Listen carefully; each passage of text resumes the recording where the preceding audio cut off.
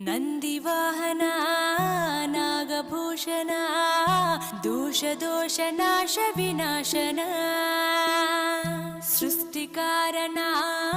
ನಷ್ಟಹಾರಣ ತಮೋರಜೋ ಸತ್ವಗುಣ ವಿಮೋಚನ